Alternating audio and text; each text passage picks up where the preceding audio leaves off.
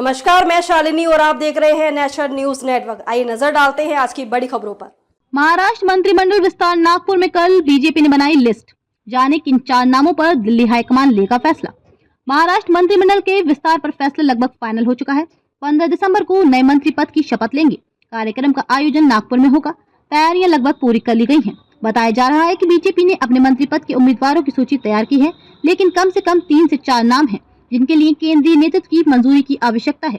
वहीं एनसीपी और शिवसेना भी रात तक नाम फाइनल कर लेगी। कहा जा रहा है कि मंत्रियों के नाम रविवार को शपथ ग्रहण से कुछ समय पहले ही बाहर आएंगे, क्योंकि इन्हें गुप्त रखा गया है। महाराष्ट्र विधानमंडल का शीतकालीन सत्र शुरू होने से एक दिन पहले रविवार को नागपुर में मंत्रिमंडल विस्तार होने की संभावना है।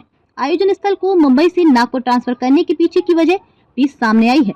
कहा जा रहा है कि मंत्री पद के उम्मीदवारों को अंतिम रूप देने और महायुति गठबंधन सहयोगियों भाजपा, शिवसेना और एनसीपी के बीच विभागों के आवंटन में अत्यधिक देरी के मद्देनजर ऐसा किया गया है, इसलिए नागपुर को चुना।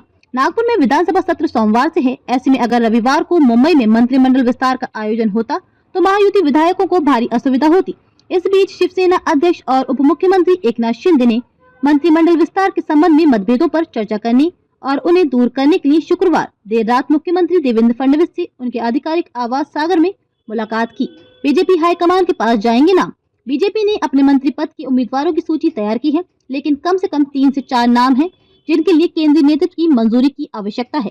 मंत्रिमंडल विस्तार को ऐतिहासिक बताते हुए भाजपा के एक वरिष्ठ पदाधिकारी ने कहा कि ये पहली बार है जब नागपुर में पूर्ण मंत्रिमंडल विस्तार होगा, जो महाराष्ट्र की दूसरी राजधानी है।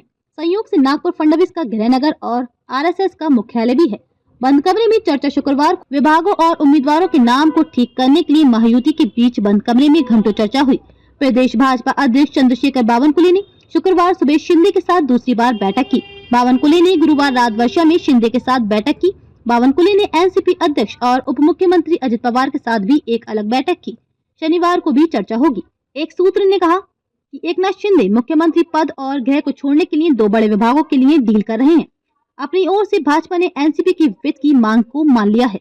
खबरों में अब तक के लिए बस इतना ही। फिर होगी आपसे मुलाकात एक ऐसी ही बड़ी खबर के साथ। तब तक के लिए नमस्कार और देखते रहिए नेशनल न्यूज नेटवर्क।